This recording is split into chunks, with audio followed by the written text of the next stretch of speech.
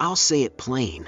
The acquisition of Nazi Party member Werner von Braun was not the most heinous action NASA committed. Not by a long shot. By the time I'm done here, you will not look up at the sky in the same way. I want to start by offering an olive branch of trust. I am not a former NASA employee, an astronaut, or some high-ranking government official on the loose. Those people don't have the fucking time to share their findings or the wherewithal to do so. No, I'm a whistleblower, sharing this in plain sight where it'll go unnoticed. A needle in a needle pit, if you will. By December of next year, it will be half a century since humanity has attempted to or landed on the surface of our lunar body. Between 1968 and 1972 we manned 6 missions and a dozen amazing men have passed 250,000 miles. Since then, the highest we've gone is barely 400 miles. Staying in the proverbial pocket. Do you ever wonder why that's the case? I started looking into this when a large amount of conversations during the lead-up to the half-century anniversary of our lunar landing were met with evasive and awkward answers. Yes, we know NASA had received less than stellar funding over the years, but there's obviously more to it than that. Every time I'd get an interview with a cosmonaut, a roadblock would be put in my way. Mr. Can't see you right now. He's got a hip surgery planned and needs to focus on his recovery. I'm sorry, but Doctor is unavailable. He's facing a bereavement and can't handle interviews at this time. This is the son of Doctor. And she's requesting you cease and desist from contacting her. Roadblock after fucking roadblock. Nobody wanted to talk to me and every forum was littered with idiots, weirdos, and conspiracy theory nuts who were convinced of superfluous tall tales about the moon. These fuckers never got a degree, did any proper unbiased research, or went out of their mother's tinfoil-laden basement. They had no clue. But I was objective. I'd paid my dues reporting on scientific achievements and had always prided myself on being able to focus on the truth, not the circumstantial. Anyone with half a brain could sense something is wrong when they look up at that lunar body, the pale, faceless orb gazing down at us night after night. It gets worse when you remember it's never really gone during the day. That the pale blue sky can only hold it back for so long before it rips through the thin veneer of safety and looms overhead. Good thing it can't watch me where I am, in the safe house. Sometimes I hear groaning outside. Pleading, perhaps. They still want to communicate. To make me look. I digress. I was persistent and called in some favors to get access to archived and classified documents, highlighting the space race, expeditions to the moon and lost cosmonauts. For anyone not familiar with the original term, it was used as a way to catalog astronauts sent into space by the Soviets, but their existence was never acknowledged by the Russian government in any way, thus making them lost. It details many things, horrible things, but key among them is one word that stood out when referring to the lost cosmonauts. Communication. A transponder developed by the Soviets somehow still worked in the hours following a critical error that would leave a cosmonaut in peril. For brevity, I will share the transcription in its entirety.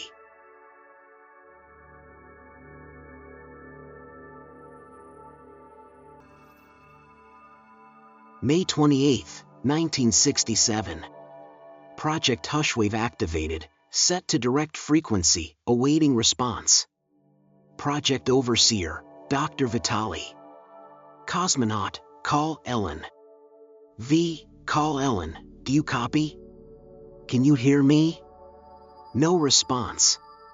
Dr. Vitali repeats the question 3 more times before a response is brought back. Yes, Doctor, I can confirm I hear you. I was unsure if it was you. The voices, they can sometimes lie. Clarify. A short response, this time suspected hesitance on Ellen's part due to slight stammer. It is this darkness, it lies to you. It makes all voices seem like they are putting on an act, trying to gain trust before hurting you. Hurting you badly. It tells me to pull back the curtain, but I refuse. V, I do not understand. How can there be voices where you are? E, I do not want anyone from home to understand. You are still in the fog, it is to be expected. I am here to protect that sanctity. It is my job as a cosmonaut. For all of you.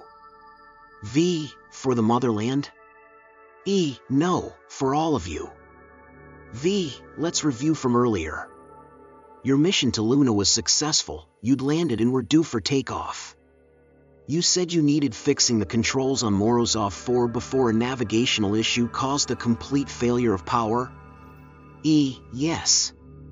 V, and you have reported no way of returning home? E, yes. V, comrade, forgive the bluntness, but you do not seem to be concerned about this. Are you not worried of death?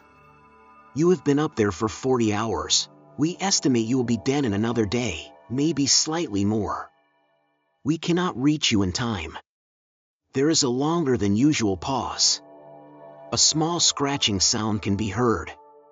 E, Doctor, you are a far more intelligent man than I, and I have things I wish to know before, well, you know. So I wish to ask you 3 questions before our time is up. I will provide any information you require in return. V, of course. What do you see around you? Anything of note? E, nothing. Darkness. Pure, welcoming darkness. Doctor, do you believe in God? V, I know there is much talk of one. Whether they exist? I do not know. How are you feeling? Is there anything you can tell us? E, I feel fulfilled. I am protecting. The voices keep trying to make me pull back the curtain, but I am strong. I cannot tell you anything you do not already know. The rest. I could not if I tried. Do you believe in people? V, I. Of course, Ellen. We are strongest together. Greatness comes from perseverance and from our collective vision. Why? Fervent laughter ripples through the transmitter. It does not match the vocal patterns of Colonel Ellen. V, comrade? What was that? Are you well? E, that was one of the voices. They found your answer amusing. Vitali, do you want to see what's behind the curtain? Is your desire to make the motherland strongest worth losing your soul? There is a long pause. Heated discussions between Dr. Vitali and his superiors argue as whispering can be heard from Ellen's side. V, what kind of question is that, Ellen? You have limited time and resources, yet you waste it with such strange questions? E, I'm sorry, Doctor. The time up here, the silence, the darkness, it is not meant for mortal men. My wife, my son, please pass them a message. It may be the most important message I'll ever send. V, of course, what is it? Another long pause. This time soft weeping can be heard from Ellen's microphone as a low humming grows louder in the background. His voice drops to a whisper. E, Komarov died screaming and burning, but at least he was embraced by the earth. I will not get the chance. Tell Masha, tell my boy. Don't look up at the moon. Transmission concluded. Future attempts to reach Colonel Ellen were unsuccessful, and he was presumed dead on May 30th, 1967.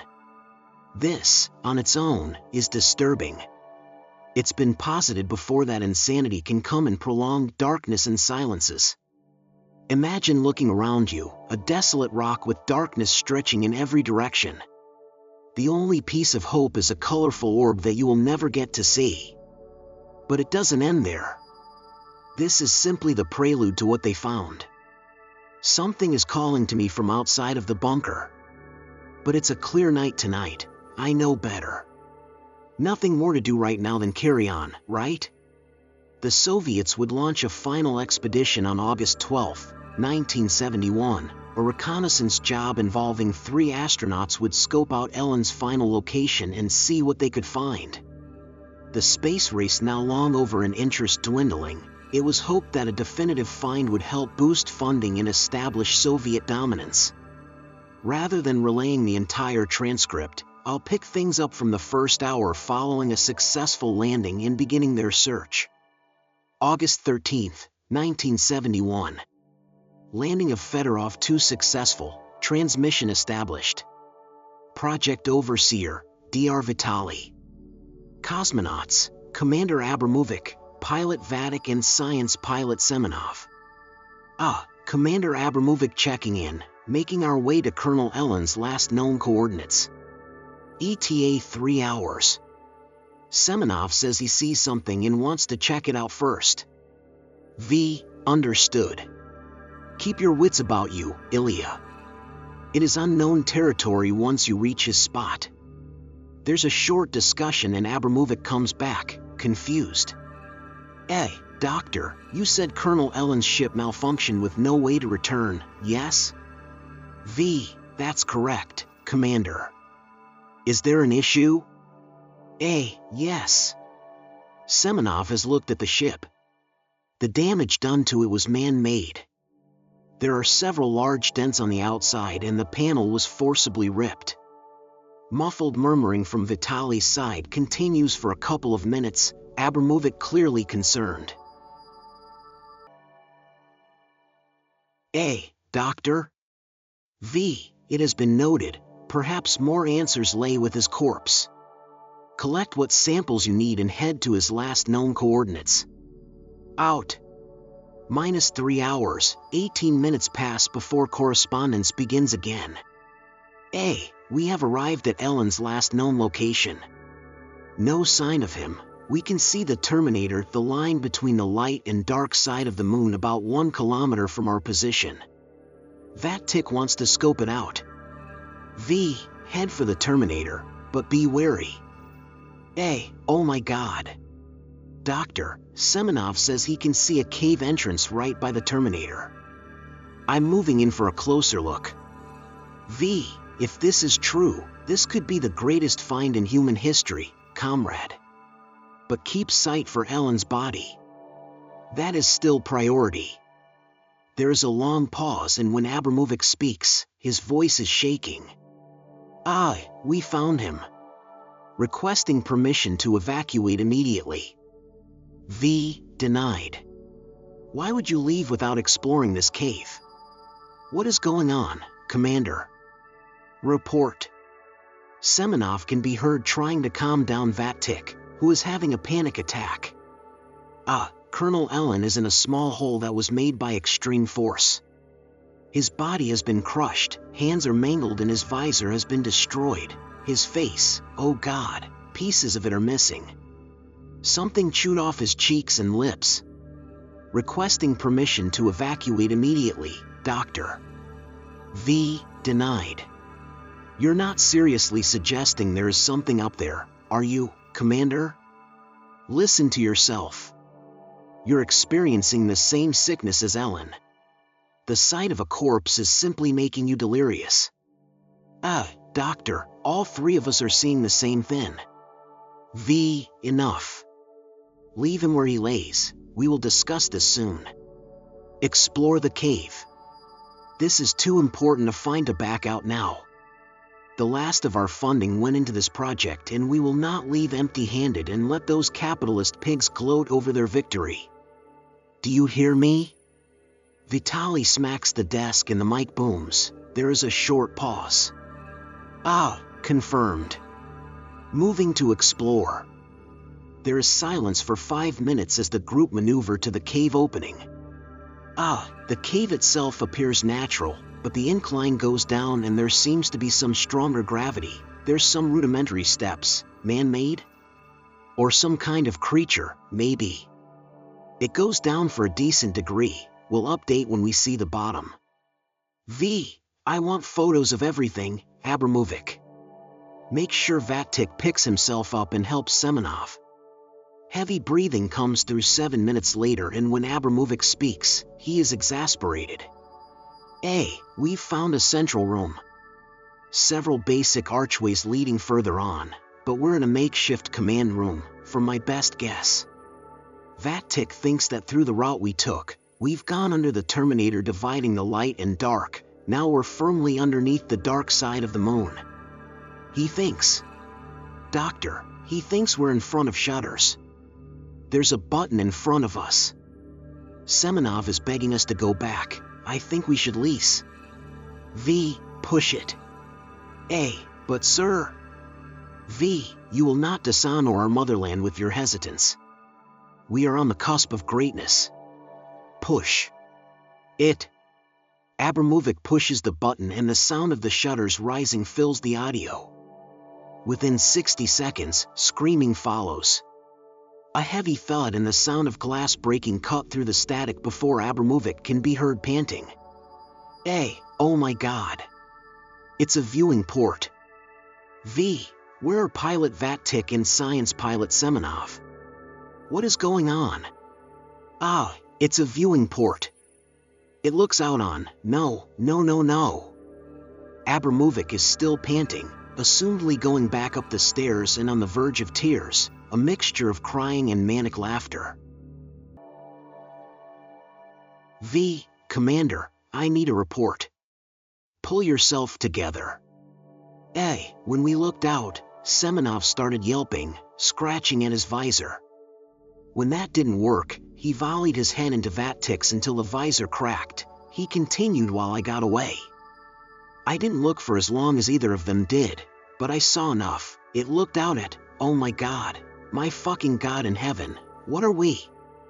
Where are we? Is this a zoo? Doctor, what did you not tell us? V, I do not understand. What are you saying, Commander? Ah, you lying fucking pig. You fat sack of shit. You knew there was something here. You sent us out to die just like Ellen, didn't you? You old fuck, sending the young to do what dickless men like you could never do. Abramovic's tirade continues for several minutes, words and behaviors he had never exhibited in his psyche evaluation coming out. Vitaly sounds genuinely unsettled by some of the things he's saying. V, Commander, we only had an idea of what was there, we did not know for sure, we still do not know. You haven't told us. Please, for the motherland, for those we've lost, tell me what you saw. The angry shouting stops and a low rumble permeates through the transmission. Abramovic laughs and cries, it is hard to distinguish which is dominant. Ah, what is waiting for us? What are they watching for? There's a guardian here. It was asleep until Ellen woke it up by getting too close. It wants to make sure we never found out the truth. Oh God. I'll never see my family again, my home. The rumble begins to cause crackling in the audio and, for a moment, another voice comes through. It's Colonel Ellen's. The darkness is good. Safe. Comforting. We do not need to see what is behind the curtain, behind the fog. Do not look at the moon. For the first time, Vitaly is emotionally distraught. He is shaking and his lip quivers as he manages to utter one word. V, why? It's a terrarium, and something is watching us. Transmission ended.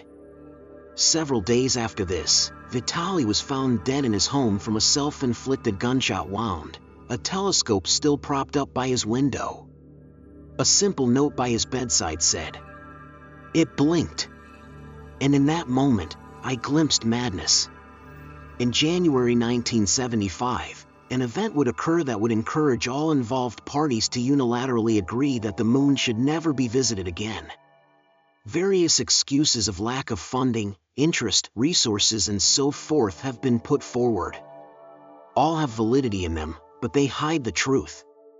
The reason I'm telling you all now. The reason I'm in my bunker and will stay here until the danger passes. I don't even know how long it's been. Much like the cosmonauts, I'm in my own void. Disconnected from light and other contact, the voices I create are the only company I have. Maybe that's how Ellen felt when he realized what secrets were kept here and how important it was that he never took them back home. Perhaps anyone who stares at it for too long, on unguarded nights, is vulnerable. It brings with it an ugly glow. Its secrets lay a little too bare for normal minds to grapple with, encouraging them silently to behave unusually. Like an experiment. Which is apt when you consider the words of Abramovic and Ellen together, the statement and the question. It's a terrarium, and something is watching us. Do you want to see what's behind the curtain? We looked behind the curtain. I don't know what exactly they saw, but with every supermoon, it gets a little bit closer. And now it knows we're aware of it. There isn't meant to be a supermoon out tonight. But something is looming overhead, speaking to people. Please, don't look at it. You don't want to know what's looking back.